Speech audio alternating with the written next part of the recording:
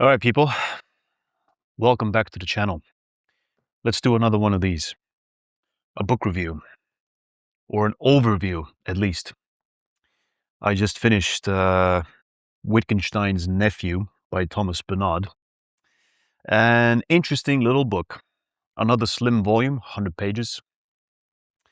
It takes me about a day or two to read something like this. But it packs a punch, some interesting tidbits within.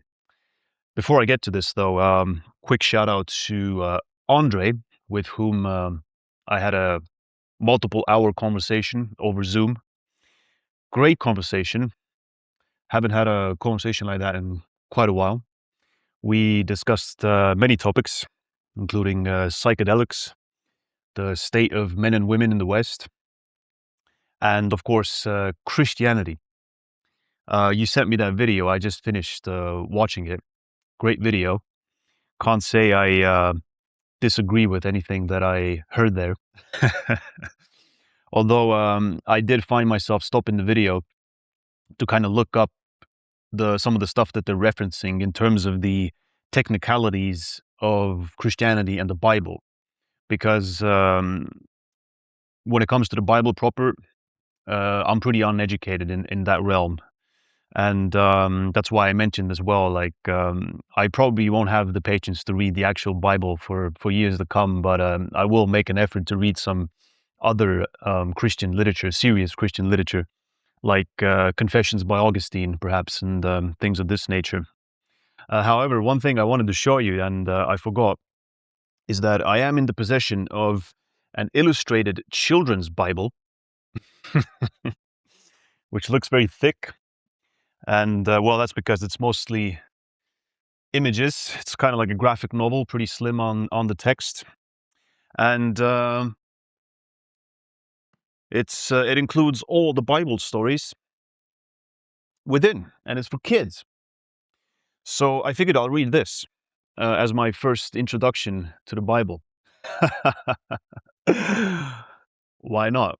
You know, insofar as I'm also inclined to believe that the Bible proper is basically a collection of fairy tales for adults, Jewish fairy tales, then this doesn't seem that inappropriate, you know? So maybe I'll read this, I'll brush up on all the Bible stuff, and maybe I'll make a video about it as well. Why not? But yeah, Christianity, I mean, as far as I'm concerned, at this current juncture, it all comes down to this meme that you see here, you know? White people without Christianity and Christianity without white people. In other words, the question is, did Western man become great because Christianity found him? Or did Christianity become great because it came in contact with the European spirit? That is the question. That is the question to ponder. And if you got any book recommendations on this very subject, I'll be happy to read those. I wrote down your other recommendations, by the way. Thanks. And of course,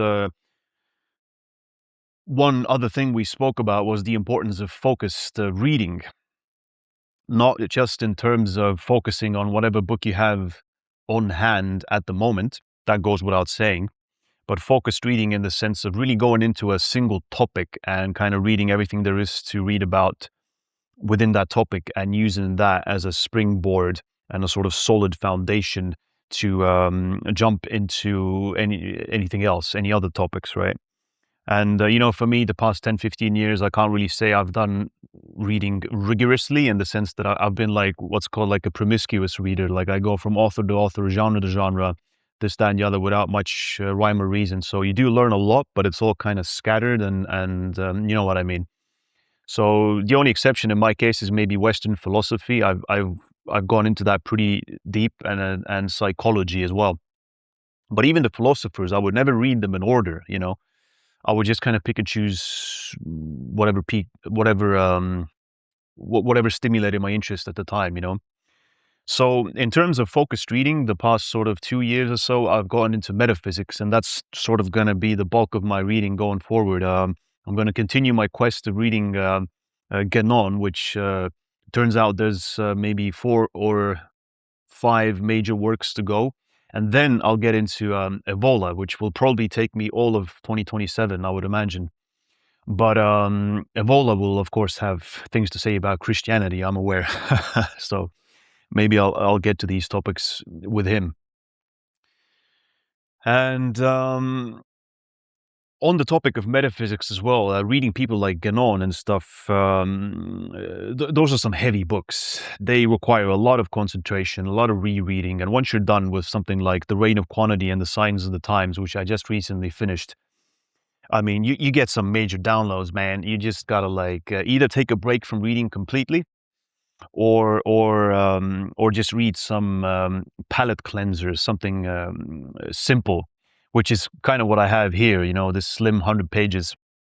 As I mentioned, this kind of book I'll get through within like a day or two, and if I'm not going to take a break from reading, which I don't seem to be able to do, I just read constantly. And I am aware, by the way, that this is just a form of scrolling. Okay, you're still addicted to information, all this incessant reading. You're just like, just give it to me, But I'm like, it's either going to be this, it's going to be the written word, or it's going to be scrolling on YouTube or whatever nonsense. So if I'm going to do something like that, I might as well read. So to take a break, so to speak, I'll read something simple like this. So what do we actually have here with this book? It's called Wittgenstein's Nephew, and it's by a guy called Thomas Bernhard, and it has this slim little subtitle, A Friendship. Thomas Bernhard is an Austrian author. I've never read him before. I know he has penned a novel called The Loser, which is quite widely read, but my sort of knowledge of this author is just what I skimmed from his Wikipedia page a couple days ago. This work, though, is a non-fiction work. And what it is it's a chronicle of Thomas Bernhard's real-life friendship with the nephew of the famed or infamous philosopher Ludwig Wittgenstein, who some consider the final boss of philosophers, in the 21st century, the final boss. So Thomas Bernhard was friends with Wittgenstein's nephew. And this slim 100 pages is basically like a stream of consciousness rant. And the thing you notice about it is that there's no paragraph breaks. So he just goes for it. And I kind of marked them manually in myself where a paragraph break would be. But it's just this continuous text, basically. And what you note as well about this is that he likes a certain, it's like a stylistic thing. He likes a certain repetition of words. I'll read you a quote from this in a bit, so you'll get an idea. But in terms of theme and why I picked up this book initially was because somebody on 4chan's literature board was looking for books that describe the process of aging from the perspective of, psychology. What is the mindset and the reality of people that find themselves sort of in the latter end of their life? And, someone was looking for book recommendations, and this thing came up. So that kind of piqued my interest as well. But of course, I am well aware of Ludwig Wittgenstein as well. And another major reason someone might pick this up is just to get a bit of extra trivia about either Wittgenstein himself or the Wittgenstein family. And there is some good stuff in there in that regard as well. And finally, as the subtitle suggests, it's a sort of meditation about it's a meditation about friendship, the meaning of friendship throughout life, but particularly as life draws to a close, because the events described here basically chronicled the sort of last 10, 15 years, I believe, of Paul Wittgenstein's life and Thomas Bernhard himself. He is, already at this point quite old, and he describes here having lost friends already, and this kind of thing. So not exactly light subject matter, even though, again, I'll read something like this. It's almost like a coffee table book, like a simple read. And it is in the sense that you can kind of open this up anywhere And again, it doesn't help that this fucking thing doesn't have paragraphs. But basically, if you start reading, it's kind of readable from any point, because it's just rant about life and philosophy and heavy subject matter such as death and so on and so forth. But very, very well written. So you can just kind of grab this and jump in and read it. But really, we're only dealing with sort of three, or like two key elements: Thomas Bernhard himself, Paul Wittgenstein, and then Ludwig Wittgenstein, the philosopher, who's kind of mentioned in passing, but maybe a few notes about him in case you're uninitiated. So Ludwig Wittgenstein's Wikipedia is one of the best Wikipedias you can read. Not because of his philosophy, but because of this guy's biography. This guy led an interesting life, to say the least. Now, the culmination of this life was this thing called Tractatus Logico-Philosophicus. So this is Wittgenstein's one and only philosophical work. It's also a slim 70 pages, and this is what he's known for. This is why he's the final boss of philosophy. It's a work of logic and philosophy of language, and it says here, the project had a broad goal to identify the relationship between language and reality and to define the limits of science. So from what I understand, because this work is completely impenetrable to most readers, and I'll show you I'll give you an idea in a second. But what this is about, I think, is how language actually limits our thinking. So we're back to the theme of words are evil. In fact, books are evil. Stop reading them. I don't seem to be able to stop, but language has a limit, basically, and it limits our thinking. This is what I think this book is about. But just to give you an idea, if you look at I have the PDF here open of the actual Tractatus, and it's split into like these 7 chapters, and you can see it has like subheadings, these numbered subheadings, sections. And again, this is 70 pages, and it's a philosophy book, but you get these like equations, you get these like schematics. I mean, just look at this thing. That's not a coffee table book, okay? This is not a casual read. In fact, this is one of the most impenetrable books supposedly out there in philosophy. I mean, yeah, this is like, we're getting pure math and stuff. And yet, the curious thing about this book is that the very last sentence of it is a very curious one. Let's go scroll all the way down. The very last sentence and the very last chapter of this Tractatus is simply one sentence. After all this abstract stuff, we get to the bottom here, and this is it, chapter 7. Whereof one cannot speak, thereof one must be silent. Wow. I remember this sentence. And there's a weird sort of connection to those of you people out there that are into psychology, and those of you people out there who know who the last psychiatrist is, the infamous cult blogger. Back when blogging was still a thing, although it was just about to fade out in about 2014. Yeah, the last psychiatrist was one of these cult blogs, and the author at the time was anonymous, and he just kind of disappeared. In fact, you can see here the last post that he made was May 3rd, 2014. He disappeared. But people read this blog over and over again to this day. It's about psychology, and particularly the topic of narcissism, which he is kind of an expert on, although I would say that he's one of these authors where he's got a hammer and everything is a nail. But very cool blog. In fact, I used to read this obsessively. And how this relates to Wittgenstein is that this last sentence from the Tractatus is on the top, it's on the header of his page. Wovon man nicht sprechen kann, darüber muss man schweigen. I guess, whereof one cannot speak, thereof one must be silent. What a sentence. And what a guy. What a life. I left a comment on Aaron's channel, which, what was this called? I forget what he was talking about here, but Wittgenstein was relevant, so I left this comment. Wittgenstein's life story is a fascinating one. Son to one of the wealthiest men in Europe at the time, suicide and mental illness in the family. Yeah, so the Wittgenstein family, Wittgenstein was born to Karl Wittgenstein, who was basically the Elon Musk of the time in the early 20th century within the Austria-Hungary Empire. He had a monopoly, from what I understand, on steel production. And he was also an arms manufacturer, which I didn't know. I found out that in this book. And he was basically the equivalent of Elon Musk or similar. And that was the man, Carl Wittgenstein, who Ludwig was born to. Now, there was 5 brothers in the family, I believe, if I remember correctly, and also some sisters.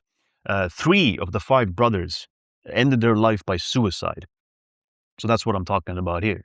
And you can kind of sense of the overall Wittgenstein kind of family atmosphere. And there's mentions of this, some details about this in this book as well that I'll get into shortly. Anyway, moving on. Serving in World War I, Wittgenstein served in World War I, living like a recluse in the Norwegian mountains. So he did actually go and build a freaking cabin in the fjords and just sort of sat there writing his works as a recluse. Giving away most of his wealth, yeah, he did that. He was, he's a playboy, basically. He's got and he gave it all to his brothers and sisters. Going from working with Bertrand Russell at Cambridge to a brief stint as a village school teacher. Yeah, this as well. So we have a millionaire here who gave away all his money, and also a genius philosopher, and he decides to go teach like elementary school in a village. So this is the kind of character that we're dealing with here. Yeah, and so we're talking about the same opening and closing paragraphs of this. And Aaron points out that this quote about whereof one cannot speak, thereof one must be silent, it relates to Rumi and what he says about silence is the language of God. All else is poor translation. So very interesting guy, Wittgenstein himself. Check out his wiki and read about him.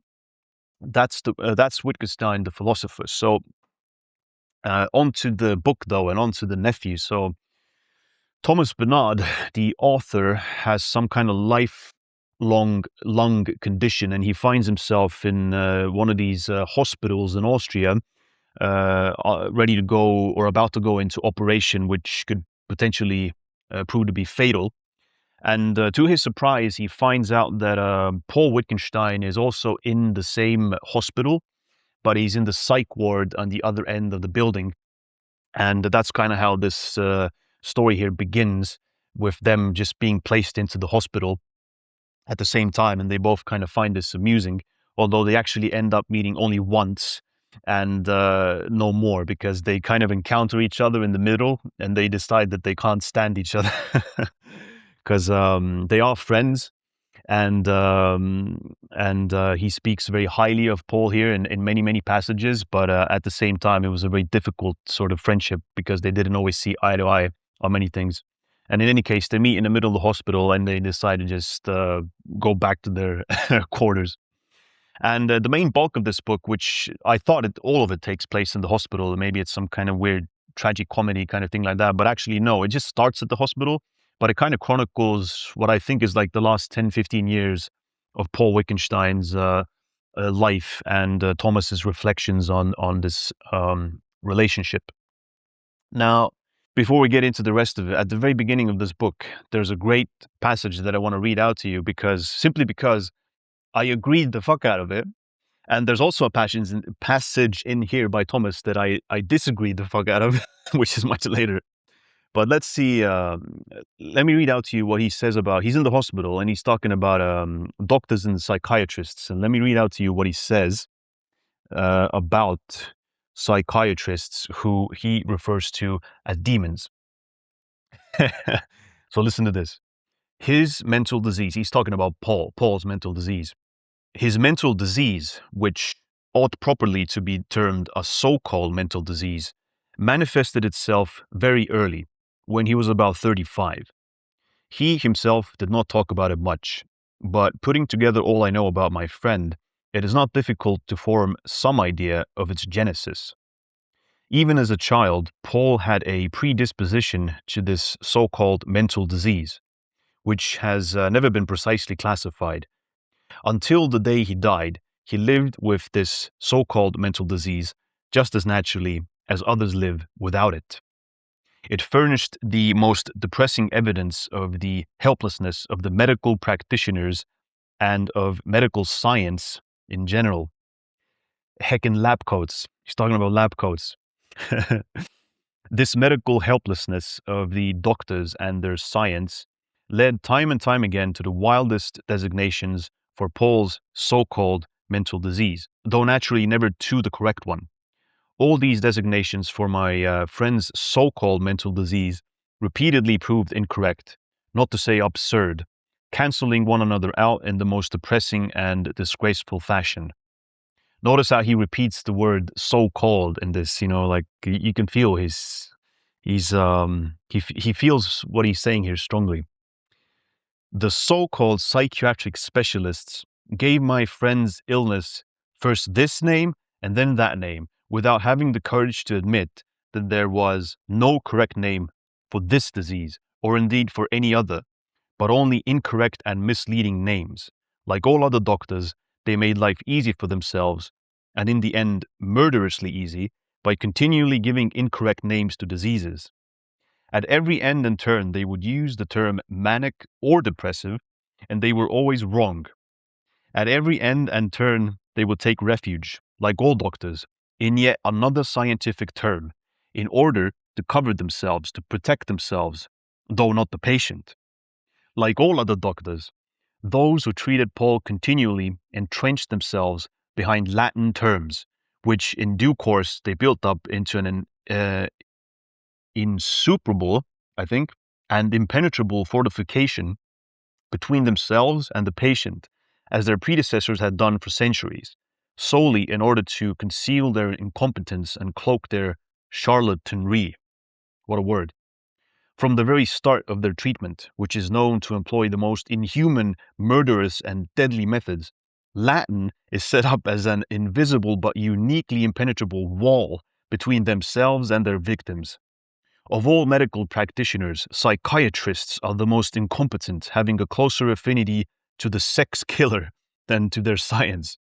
All my life, I have dreaded nothing so much as falling into the hands of psychiatrists, besides whom all other doctors, disastrous though they may be, are far less dangerous.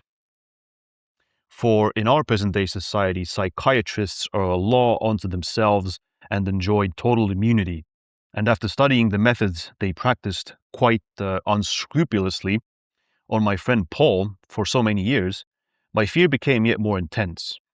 Psychiatrists are the real demons of our age, going about their business with impunity and constrained by neither law nor conscience.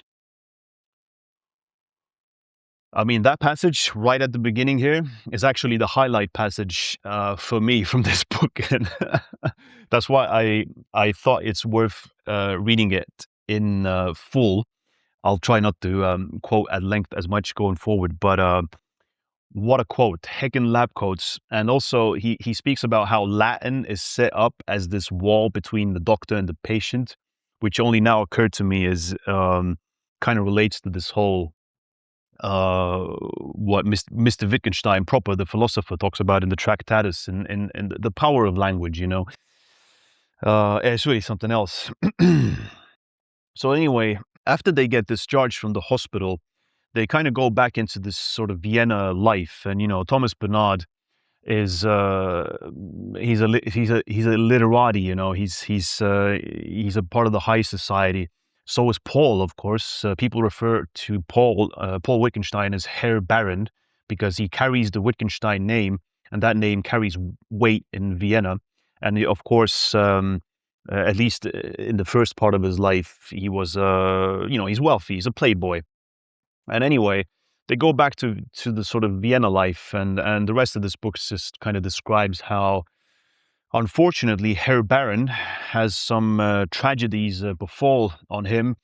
Firstly, his wife dies, and we find out that the Wittgenstein family doesn't actually think that highly of Paul Wittgenstein, the nephew, and they cut off his funding, which means the sort of semi-aristocrat type sort of playboy, Paul Wittgenstein, now finds himself in a position where, at a pretty advanced age too, he has to go back to work. So the Wittgenstein family apparently sets him up with employment in as a clerk in some kind of accountancy office or something like that. And he does that for some time. And I think there's a passage here that describes this, a short passage that describes this as well. Yeah, here we go. The formerly footloose Herr Baron now had to turn up at the office at 7:30 in the morning, and he was spared nothing of what such an office requires. But it did not break him. Most of the time he made light of it, and when he felt inclined to describe and joke about conditions in the city insurance company, his imagination took flight. With these stories alone, he could entertain a party all evening, saying how glad he was to be among ordinary folk, at least finally, and suddenly see what life was really like and what really went on. So this guy goes from a baller sort of high flying life, and is reduced to employment at this late stage in his life. I believe at this point he's like 50 or 60, if I'm not mistaken. But yeah, apparently the reason this came about, and here's what we can learn about the Wittgenstein family, is that both Paul Wittgenstein as well as Ludwig, they weren't really thought of very highly within the Wittgenstein family at all. They were both seen as kind of black sheep almost, and it's implied here that Paul took somewhat of an inspiration from Ludwig, because Ludwig sort of broke away from the family matrix as well and kind of went his own way. And Paul, it's implied here, kind of took inspiration from that. And by the way, were it not for this book by Thomas Bernhard here, Paul Wittgenstein would have probably remained a completely obscure figure, because he was a sort of genius in his own right, as Thomas sees him, and highly intelligent and all the rest. And he was a philosopher in his own right. But you see, he never wrote any words down. And as far as I know, this little book here is the only sort of any in-depth information that we get about the life of Paul Wittgenstein. But yeah, they were both seen as black sheep in the family. So here's how Thomas describes the Wittgenstein family. Short couple sentences. He goes into the one of the Wittgenstein owned properties, and he writes, the high walls were damp right up to the ceiling. On them hung 4 hideous paintings spotted with mold from the Klimt period, and beside these was one by Klimt himself, who, like the other famous painters of his day, was commissioned to paint the portraits of the arms-producing Wittgensteins, since it was the fashion among the, how do you pronounce this? Nouveau riche, a French word? New rich. Since it was the fashion among the new rich at the turn of the century to have their portraits painted under the pretext of patronizing the arts, the Wittgensteins, like the rest of their kind, had basically no interest in art, but were keen to patronize it.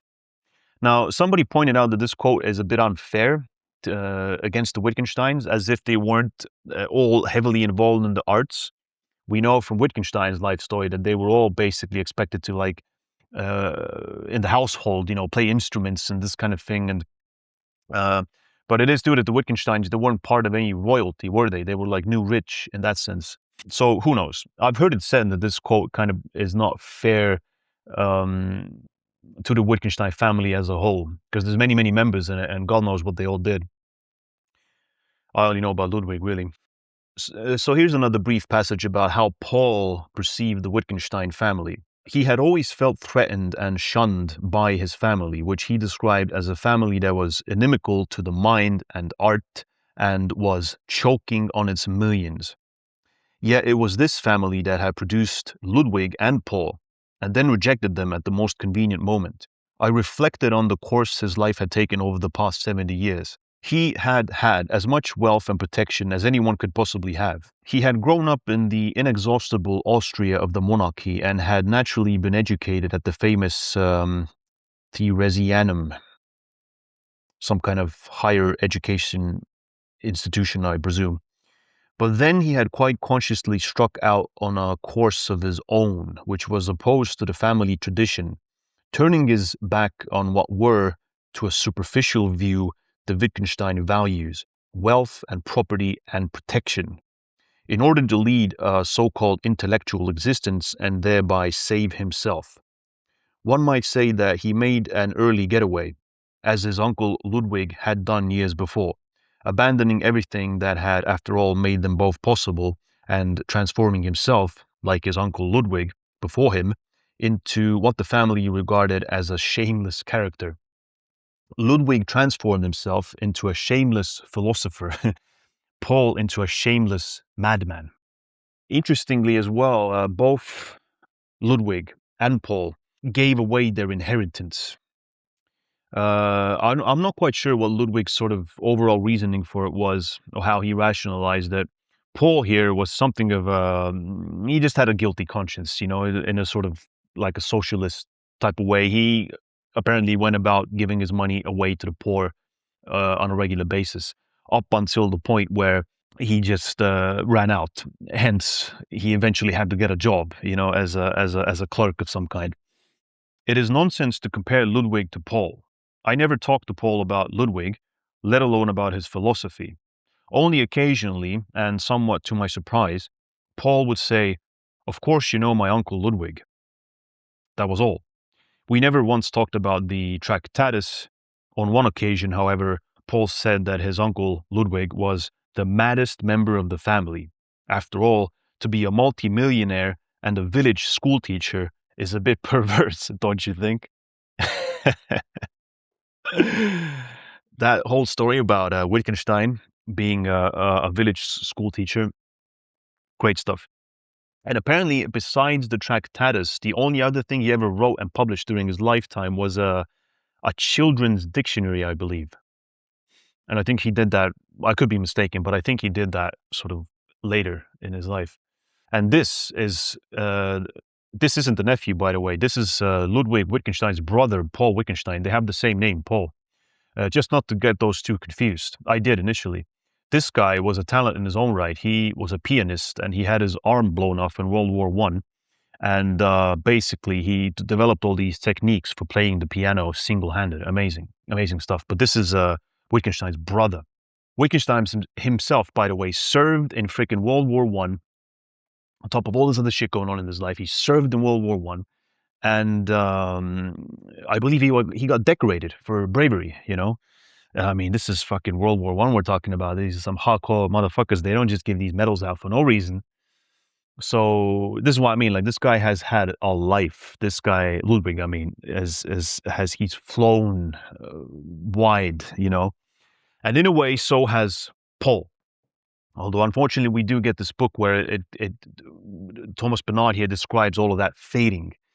But this guy had a playboy life himself also. He was into racing, as in race cars. And apparently the entire Wittgenstein family was very involved in racing. He was into sailing. He was obsessively into opera. And this is how Thomas and Paul connect. He would go to the opera literally, I think it says here, every day, every evening. This man was at the opera, He had women, he had this and that. And of course, early in his life, he had money. He traveled a lot. And, so he had a whole life. On top of all of that, he was a manic depressive all his life. So he would go through these bouts of madness, and the same hospital that Thomas and Paul meet in, well, he had been in and out of that sort of building, I don't know, hundreds of times. And so had Thomas, for that matter, with his lung disease. He'd been in there like millions of times, but it's only that one time that they meet, there together. So yeah, the Wittgenstein family, a very interesting family. And within these pages, Paul describes the Wittgenstein family as well, like with this interesting phrase. He says, the Wittgenstein family is a mystery box full of Catholic, Jewish, and Nazi oddities.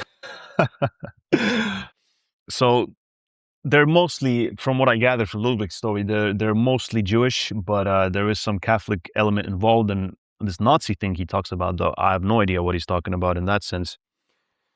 Which reminds me, there is a interesting bit of trivia about Wittgenstein. When he went to the equivalent of secondary school in Austria, Wittgenstein was in the same building at the same time with none other than the motherfucker himself, Adolf Hitler. That's right. He was Hitler, I think, was like a couple of years above him, or above him. I think he was older. And it's just a cool piece of trivia, but I don't think it really means much. And yet, of course, people hear about this and they can't stop themselves from speculating. So we have here a book called The Jew of Linz, which literally, you can imagine what this is about. It says here, it's a book in which the author alleges that the Austrian philosopher Ludwig Wittgenstein had a profound effect on Adolf Hitler when they were both pupils at the Realschule in Linz, Austria. Yeah, I don't know. I mean, I haven't read the thing, but this just sounds to me like the kind of thing that it's a stretch, man, isn't it? Like, because there's no, as far as I know, I've heard this before. Like, as far as I know, there's no any confirmable anything where like those two met and had any kinds of like conversations or whatever. But yeah, supposedly Wittgenstein, the soon-to-be genius Jew, had some kind of effect on motherfucking Adolf Hitler, and that's how we're all. It's a small world. We're all connected, crazy stuff. But anyway, so this this Jewish Catholic Nazi family. Here's one final short passage about the family as a whole and what we find in this book. Ludwig Wittgenstein, like Paul Wittgenstein, was always the fool who had greatness conferred on him by foreigners.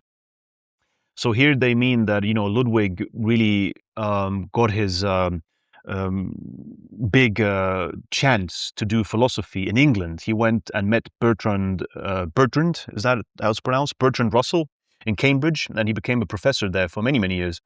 So, and he was hailed as a genius in the UK. He was hailed as a genius philosopher in the UK. And it says here, yeah, he had greatness conferred on him by foreigners, and foreigners always have a flair for oddity. They would shake their heads and find it droll that the world had been taken in by the fool of the family, that the useless one had suddenly acquired fame in England and became a great intellectual. So they just fucking hated this guy. The Wittgensteins, in their arrogance, quite simply rejected their philosopher and accorded him not the slightest respect, and they are still punishing him with their contempt, seeing in him, as they saw in Paul, nothing but a traitor. He's a traitor. They discarded him as they discarded Paul. Having been ashamed of Paul as long as he lived, they are ashamed of Ludwig to this day. This is the truth, and not even Ludwig's considerable fame has been able to stifle the family's habitual contempt for its philosopher in a country where Ludwig Wittgenstein ultimately counts for nothing, meaning in Austria he counts for nothing, and is scarcely known even today. Not even Sigmund Freud has been properly recognized or acknowledged by the Viennese. This is a fact, and the reason for it is that the Viennese are far too perfidious. I had to look up that word, by the way, perfidious. This is how I learn English. I always look up definitions. Again, we're back to the theme of words, Perfidious, it's faithless and disloyal in English. Man, I wish I spoke like a third language. Well, I mean, I wish I would speak like 15. But realistically, I think before my life is over, I can probably just learn one more. I speak two, so I'm thinking Russian. I want to learn, I want to become like conversational, at least in Russian. All right, I think that's enough about the Wittgenstein family because I see I've already spoken 40 minutes. Wow. What about the other main theme of this book, or the main theme of this book, which is friendship? As I mentioned, they had a pretty tumultuous relationship, Paul and Thomas here. And they didn't really see eye to eye on a lot of things. He has a lot of these sort of tender passages here about his friend, though, and this whole thing is like a send off ultimately to a person that he valued a lot. But as we learn from his Wikipedia here as well about Bernhard and his worldview and stuff, we can read here. He was a novelist. He was considered one of the most important German language authors. He explored themes of death, isolation, obsession, and illness in controversial literature that was pessimistic about the human condition and highly critical of post-war Austrian and European culture. He had a distinctive prose style, often featuring perspectives of characters, multiple perspectives on characters and events. idiosyncratic vocabulary and punctuation, and long monologues by protagonists on the verge of insanity. So Thomas Bernhard he's a pretty black-pilled guy. He's a pretty black-pilled person when it comes to humanity. And I think the key quote in terms of how he perceives friendship and stuff is at kind of the end of this. And again, it's not too long. Today, it seems to me that we can count on the fingers of one hand all the people who have really meant anything to us in the course of our lives. And very often, this one hand protests at our perversity in believing that we need a whole hand in order to count them. For to be honest, we could probably make do without a single finger. There are times, however, when life is endurable, and at such times we occasionally manage to count 3 or 4 people to whom, in the long run, we owe something, and not just something, but a great deal. People who have meant everything and been everything to us at certain critical moments or certain critical periods of our lives. Yet we know that as we get older, we have to employ ever subtler means in order to produce such endurable conditions, resorting to every possible and impossible trick the mind can devise, though it may be stretched to the limits of its tolerance even without having to perform such unnatural feats. So even though Mr. Bernard here values the friendship very much, when Paul Wittgenstein's health starts to finally give in at the very end of his life, Thomas here finds himself incapable of confronting his friend. He finds it hard to believe that someone with such a high-flying, crazy life is being is slowly withering away, becoming weak. And he describes Paul here as basically having death written all over his face. And he sees him becoming isolated, and yet he can't bring himself to go and visit poor Paul. So he has something of a confession here to this regard. He obviously feels guilty about it, and yet he's also completely honest about it. He just couldn't do it because Paul, in his sort of state at the very end of his life, in his sort of ill state, just reminded Thomas here of death, and he couldn't face the guy. So he basically abandoned him when perhaps he needed him the most. And he kind of describes how people become ashamed of Paul in general. They're embarrassed to see what he has been reduced down to. And this high society in Vienna, they refuse to associate with them because it's just too dreadful.